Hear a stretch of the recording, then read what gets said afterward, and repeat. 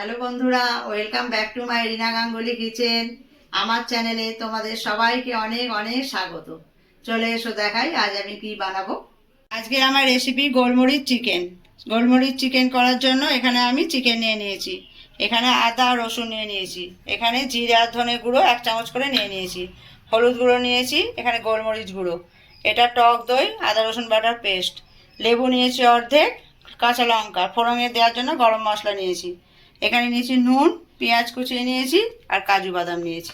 এই দিয়ে আমি আজকে গোলমরিচ চিকেনটা বানিয়ে নেব। প্রথমে আমি মাংসটা ম্যারিনেট করে নেবো। একটা বাটি নিয়ে নিয়েছি, এতে মাংসটা ঢেলে নেব। এতে দেব লেবু,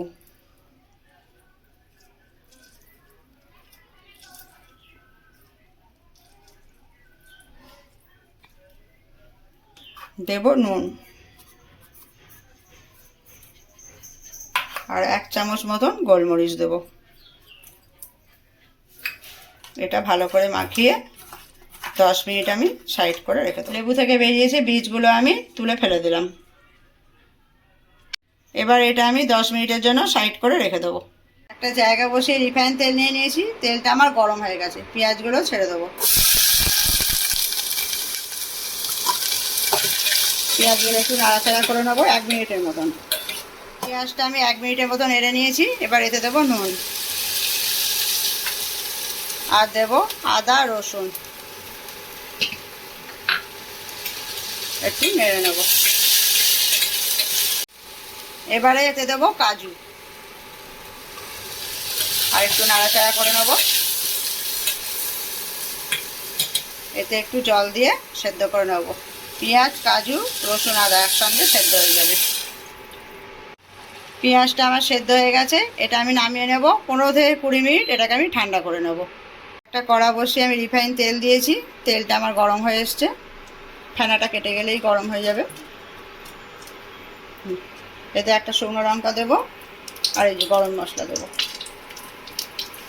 এবার এতে ম্যারিনেট করা মাংসগুলো দিয়ে দেবো।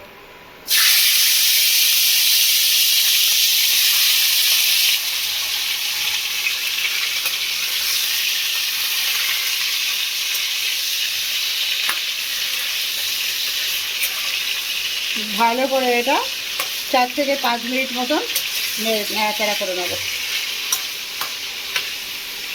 পেঁয়াজটা আমার ঠান্ডা হয়ে গেছে, এবারে কাঁচা লঙ্কা দিয়ে দেবো এতে, আর টক দই দেখিয়েছিলাম সেটা দিয়ে দেবো। পেঁয়াজটা ঠান্ডা হওয়ার পর তবেই টক দইটা দেওয়া যাবে, নাহলে কিন্তু টক দইটা ফেটে যাবে গরমে দিলে। এবার এইটা আমি মিক্সিং বলে দিয়ে পেস্ট করে নেব। পেঁয়াজ আর কাজুটা আমার ভালো করে পেস্ট করা হয়ে গেছে। মাংসটা নাড়াচাড়া করে নিয়েছি, এবার এতে জিরে ধনে দেখিয়েছিলাম গুঁড়ো সেটা দিয়ে দেবো। এবার আদা রসুন বাটার পেস্টটা দিয়ে দেবো। দেব সামান্য হলুদ, আবার আমি 1 চামচ গোলমরিচ দেব। ভালো করে এটা নেড়ে নেব। এখানে আমার মাংসটা 70% মতন সেদ্ধ হয়ে গেছে। এবারে পেঁয়াজের যে পেস্টটা দেখিয়েছিলাম সেটা দিয়ে দেবো।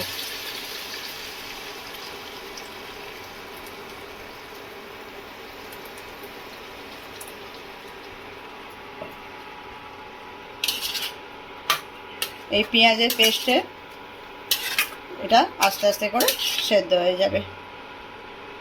এইভাবে আমি 10 মিনিট রেখে দেবো। এই আমার গোলমরিচ চিকেনটা রেডি হয়ে গেছে।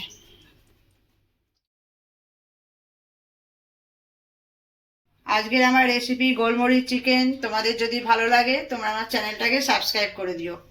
তোমাদের সঙ্গে আবার আমার নেক্সট ভিডিওয়ে দেখা হবে। টাটা।